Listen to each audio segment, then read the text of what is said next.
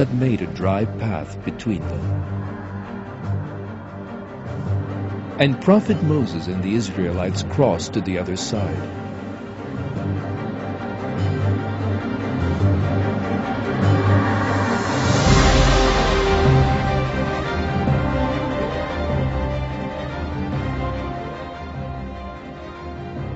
Once they had crossed, the sea closed over the Pharaoh and his men who were following him, perished.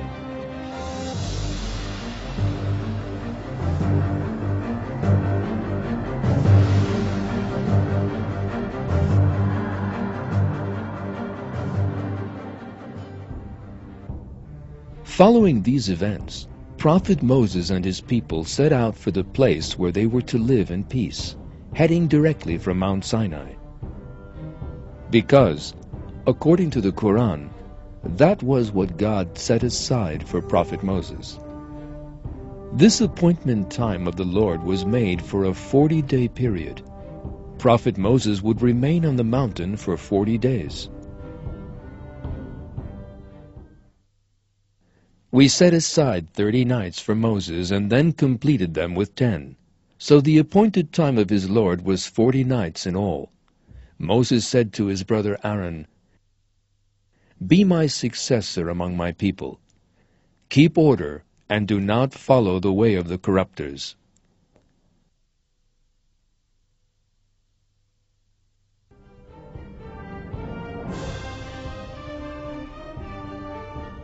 Prophet Moses left his people and reached Mount Sinai within the time specified.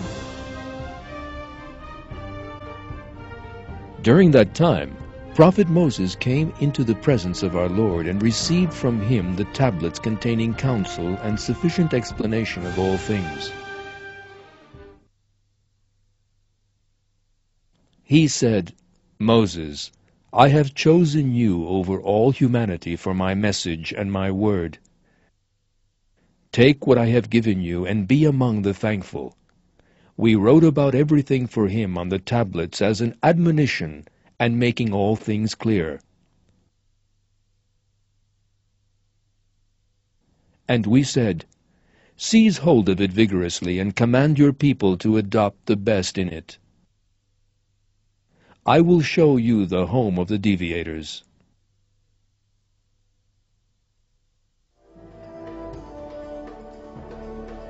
After the deaths of the prophet Moses and Aaron, the blessed Ark of the Covenant, containing various items belonging to them and, according to accounts, the original text of the Pentateuch, changed hands many times.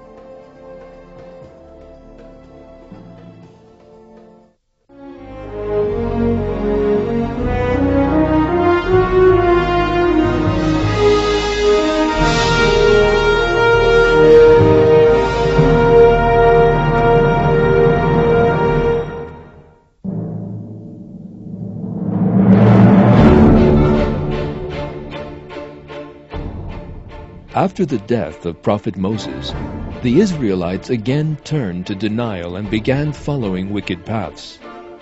In their excess, they abandoned the religion taught them by Prophet Moses.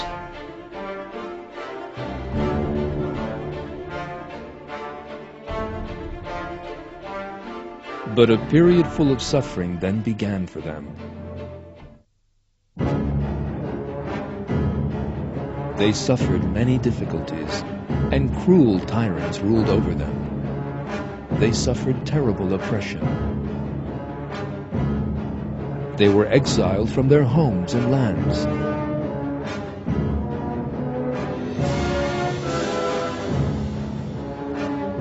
They realized from this that neither the deities they took for themselves, nor their goods, nor their ancestors had the power to save them.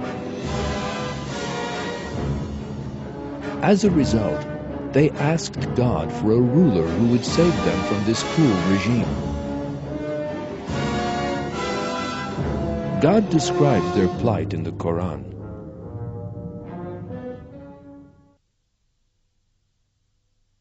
What do you think about the council of the tribe of Israel after Moses' time when they said to one of their prophets, "Give us a king, and we will fight in the way of God"? He said, "Is it not possible that if fighting were prescribed for you, you would not fight?" They said, "How could we not fight in the way of God when we have been driven from our homes and children?" But then when fighting was prescribed for them, they turned their backs, except for a few of them. God knows the wrongdoers.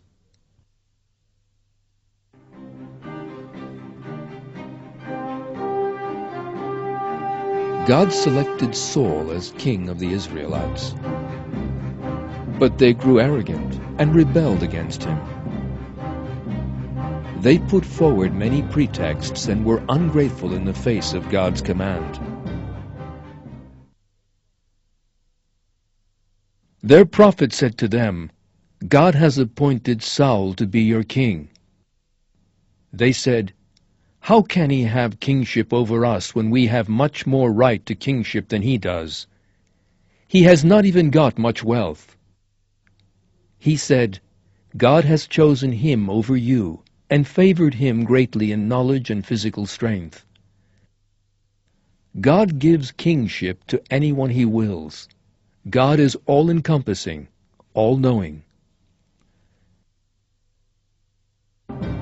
In the face of these objections, God sent them clear evidence that Saul was the king. By means of the presence of the Ark of the Covenant that was with him.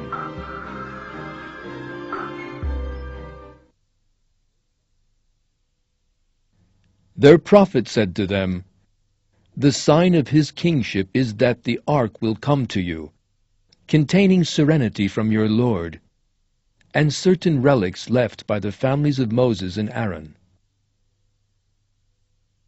It will be borne by angels. There is a sign for you in that if you believe."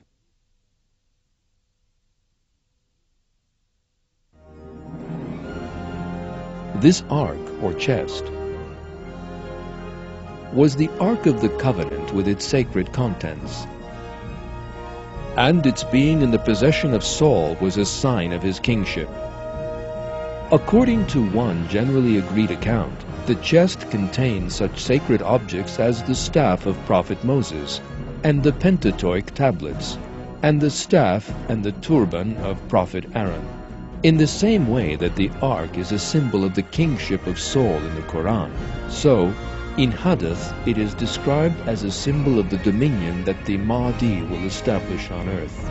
Saul, whose kingship was made clear by the presence of the ark, waged war against the army of Goliath.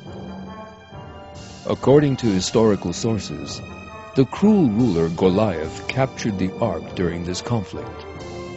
However, despite being few in numbers, the Israelites emerged victorious from the war. Prophet David killed Goliath during the fighting, and the ark was passed into his possession.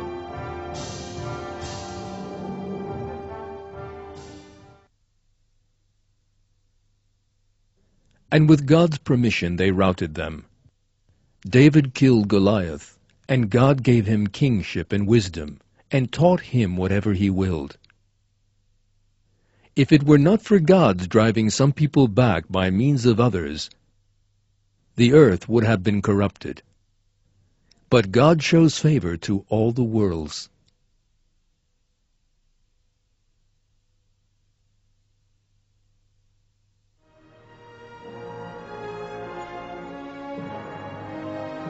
Prophet David was both a king and a prophet endowed with knowledge by God. During the reign of Prophet David, Jerusalem was declared capital of the United Kingdom of Israel, and the Ark of the Covenant was thus conveyed to it. Prophet David entrusted the Ark to his successor, Prophet Solomon.